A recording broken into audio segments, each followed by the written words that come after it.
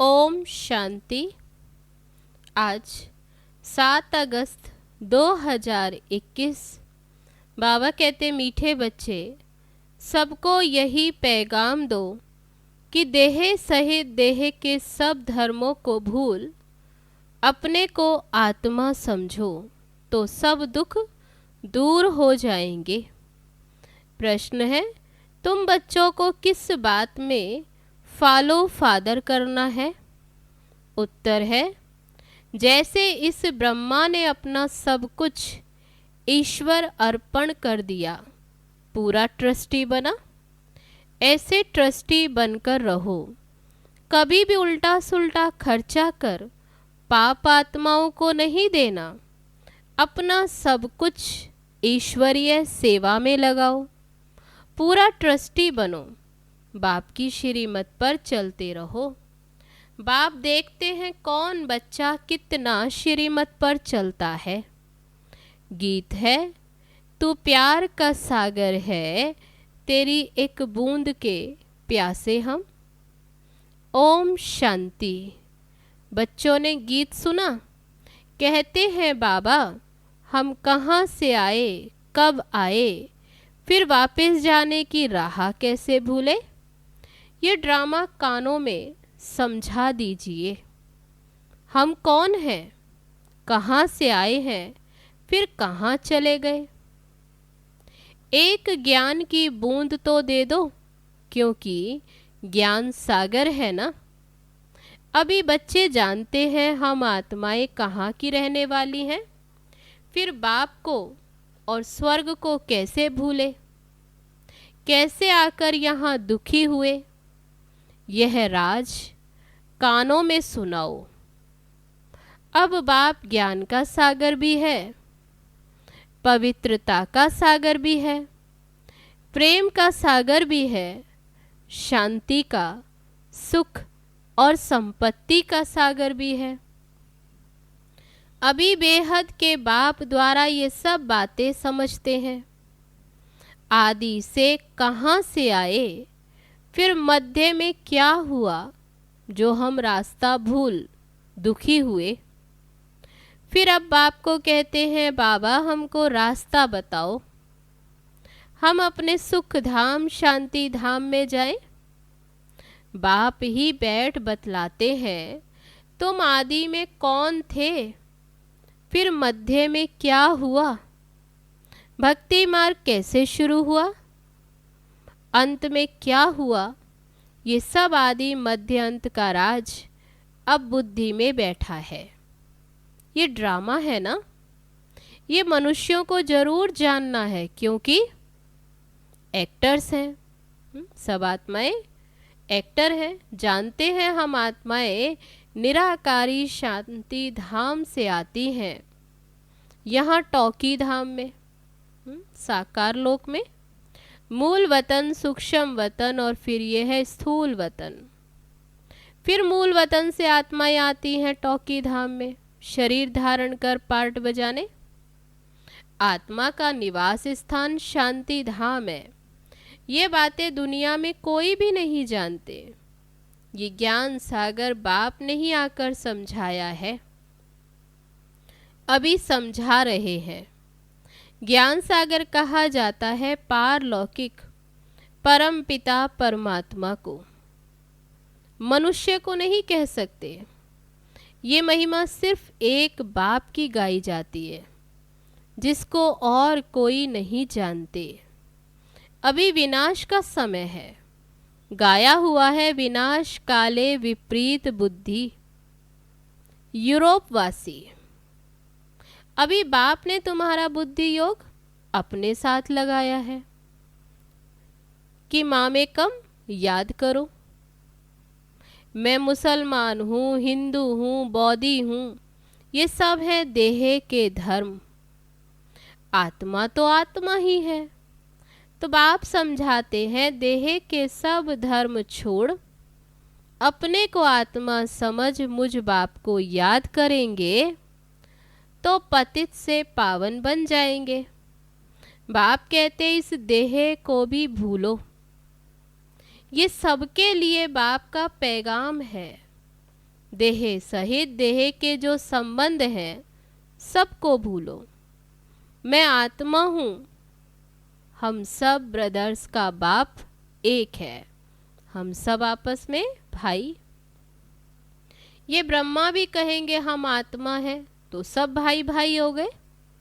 इस समय सब भाई भाई पतित दुखी हैं, सब कामचिता पर चढ़कर भस्म हो पड़े हैं। जब द्वापर के आदि में रावण राज्य शुरू होता तो फिर तुम वाम मार्ग में जाते हो, तब ही फिर और धर्म शुरू होते। आधा समय तुम पवित्र रहते हो, सत्युग त्रेता युग, फिर आधा में तुम पतित बनते। 21 जन्म भारत में ही गाए जाते हैं। कुमारी वह जो 21 कुल का उद्धार करे। तो बाबा कहते कुमारी का मान है, तुम भारत का तो क्या सारी दुनिया का उद्धार कर रहे हो। तुम जानते हो हम सब आत्माएं शिव बाबा के बच्चे हैं, तो कुमार ही ठहरे। भाई बहन तब होते जब प्रजापिता ब्रह्मा की औलाद बनते। ये तुम बच्चों को ज्ञान है, हम सब आपस में आत्माएं भाई भाई हैं। सब बाप को पुकारते, हे पतित पावन आओ, यहाँ रावण राज्य से दुख से हमको लिबरेट करो। तो पुकारते आए बाप को। फिर हम गाइड बन हमको वापस ले चलो।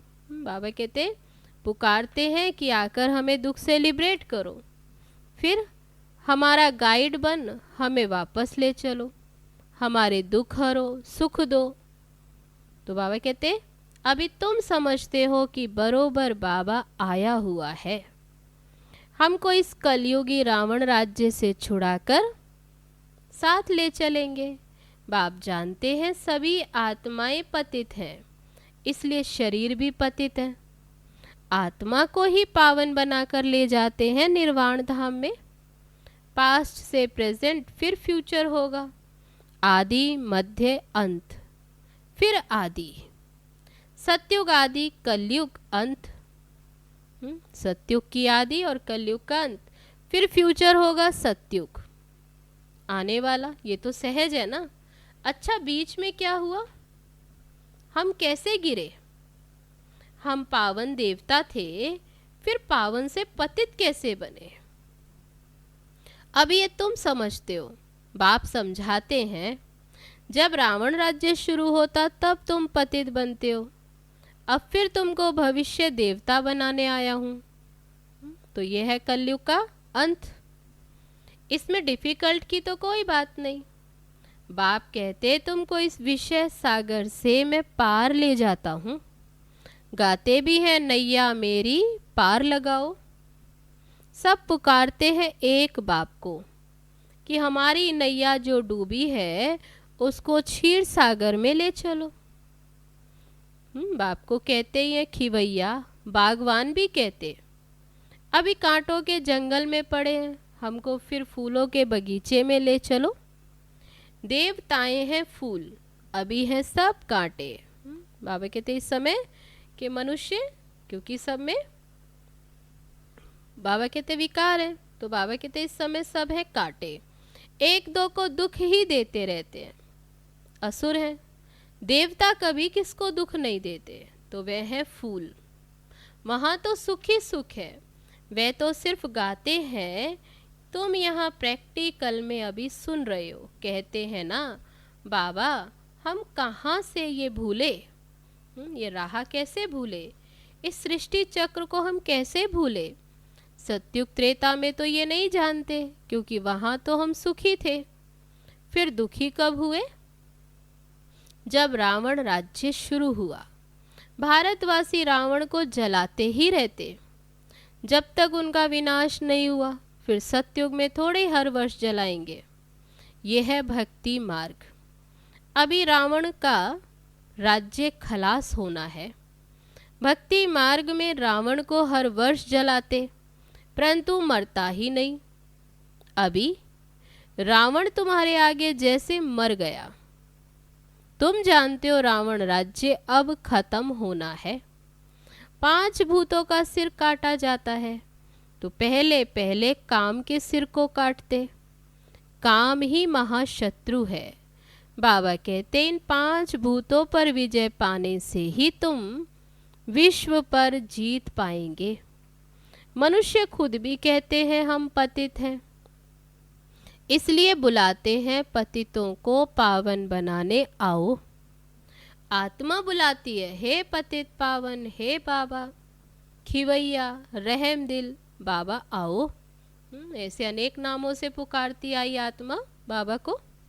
बाबा कहते मैं कल्प कल्प आता हूँ। कैसे आता, ये कोई भी नहीं जानते।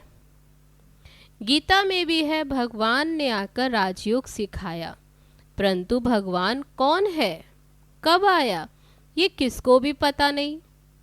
गीता को तो खंडन कर दिया। कृष्ण को द्वापर में ले गए। द्वापर के बाद तो दुनिया और ही पतित होनी है, और ही गिरावट में जाती है। तो द्वापर में कृष्ण ने आकर क्या किया। मनुष्य तो कुछ भी समझते नहीं, बिल्कुल ही अनराइटियस हैं। सत्युग में होते हैं राइटियस। बाबा कहते तुम अभी अनराइटियस से राइटियस बनते हो। बाबा समझाते तुम ही संपूर्ण निर्विकारी पूज्य थे, तुम ही अब विकारी पुजारी बने हो। आपे ही पूज्य, पहले तुम पूज्य थे, फिर 21 जन्म तक बाबा कहते गायन है आपे ही पूज्य, तो 21 जन्म तक पूज्य थे, फिर पुजारी बने हो। सत्युग में 8 जन्म, त्रेता में 12 जन्म। बाप ही ये बात लाते हैं कि तुम पतित कैसे बने। तो 21 जन्म बाबा कहते तुम क्या थे, पूज्य, फिर गिरे कब से। ये सृष्टि का चक्र फिरता रहता है। सारे वर्ल्ड की हिस्ट्री, ज्योग्राफी, आदि मध्य अंत का राज बच्चों को बाप बैठ समझाते हैं। सब एक रस तो नहीं समझेंगे, नंबर वार ही समझते हैं। बाबा कहते मैं आकर किंगडम स्थापन करता हूँ। अब तुमको सर्वगुण संपन्न बनना है, तब तक सत्युग में जा नहीं सकते। जब तक सर्वगुण संपन्न न बने, बाबा कहते सत्युग में नहीं जा सकते। बनना तो यहाँ ही है, फिर भविष्य में जाकर तुम राज्य करेंगे। उसके बीच में सब विनाश हो जाएगा, विनाश भी जरूर देखेंगे। तुम प्रैक्टिकल में अपना पार्ट बजाएंगे, तुमको थोड़ा ही पता पड़ता आगे क्या होगा।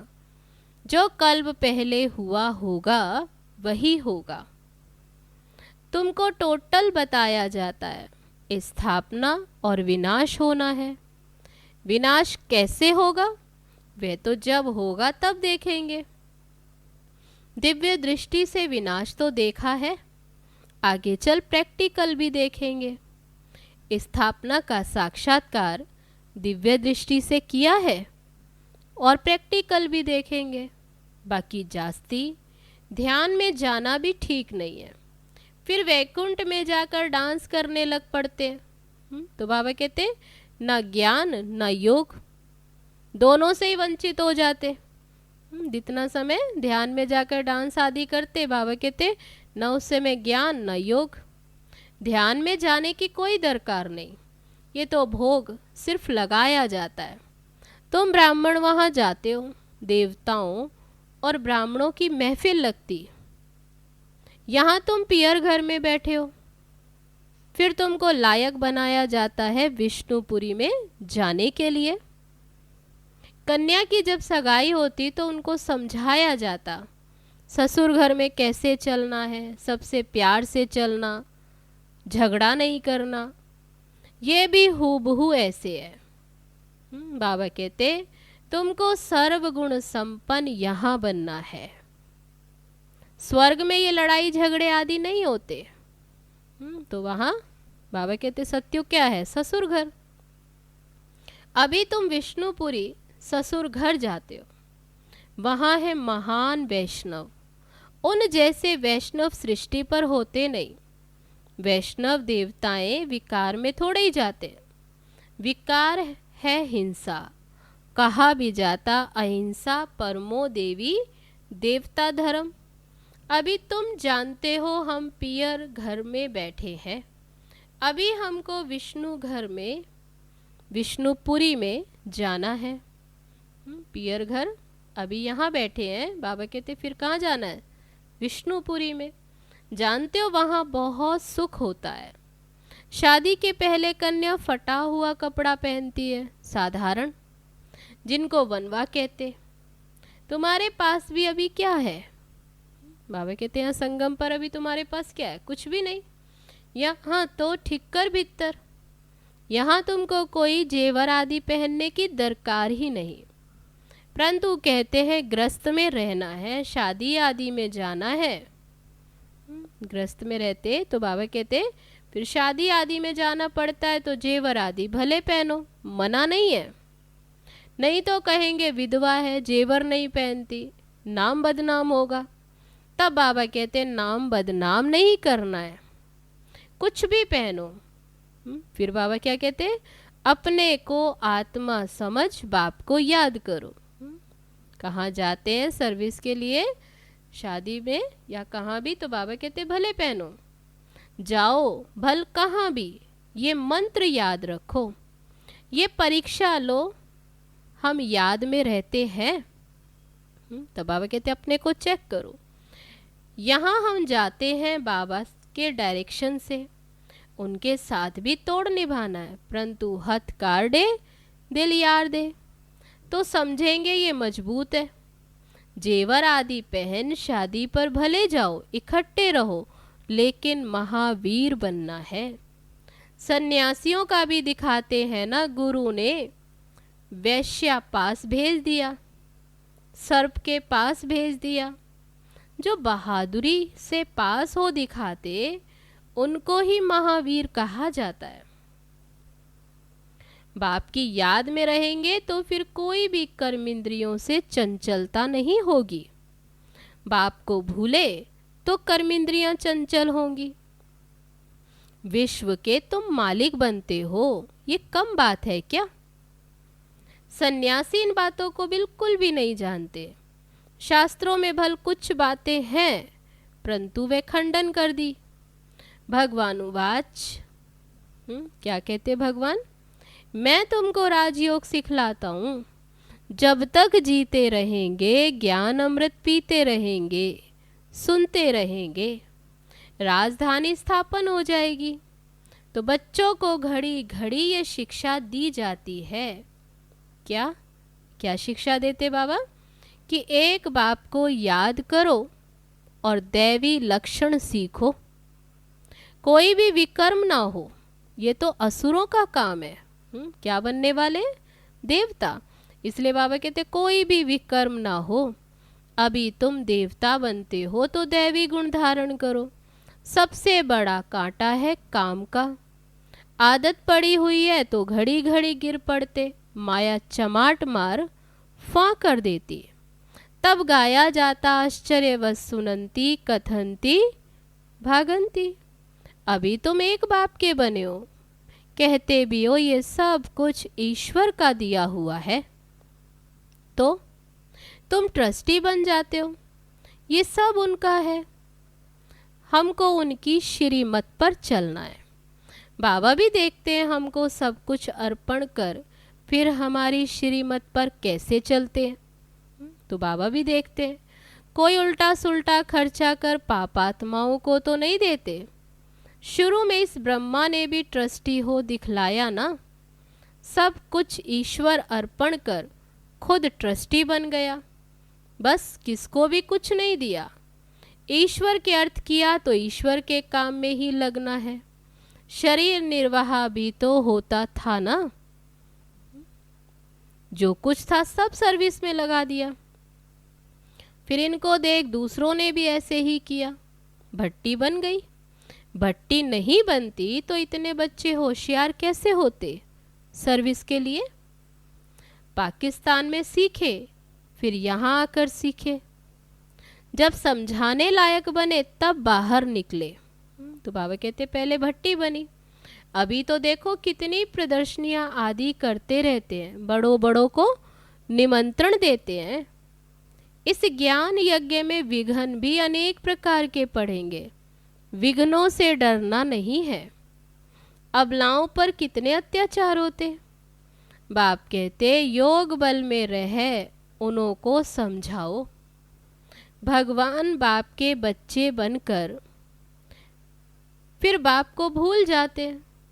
भगवान के बच्चे बनकर बाप को भूल जाते, माया के बन जाते। ये भी हार जीत की कुश्ती है, परंतु बॉक्सिंग मौफिक है। माया घूसा लगाती तो फां हो जाते। बाबा कहते माया से कभी हारना नहीं।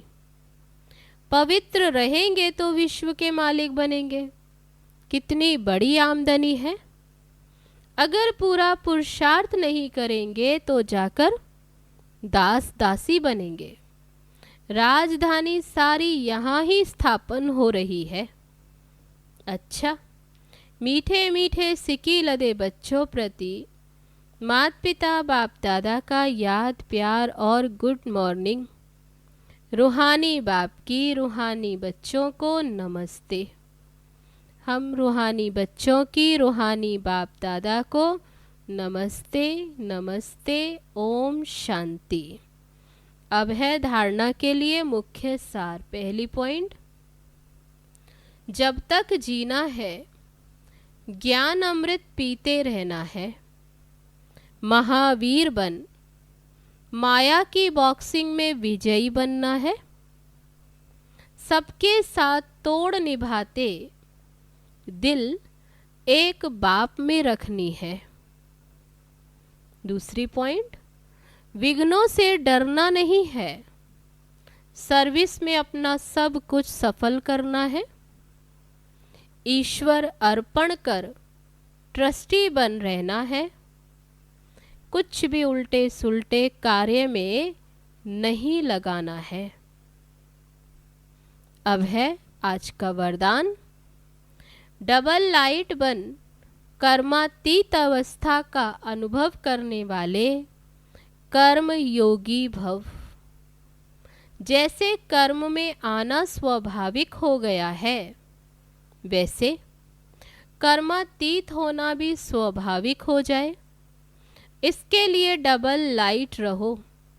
डबल लाइट रहने के लिए कर्म करते हुए स्वयं को ट्रस्टी समझो और आत्मिक स्थिति में रहने का अभ्यास करो। इन्हीं दो बातों का टेंशन रखने से सेकंड में कर्मातीत, सेकंड में कर्म योगी बन जाएंगे। निमित्त मात्र कर्म करने के लिए कर्म योगी बनो, फिर कर्मातीत अवस्था का अनुभव करो। अब है आज का स्लोगन। जिनकी दिल बड़ी है उनके लिए असंभव कार्य भी संभव हो जाते हैं। अच्छा, ओम शांति।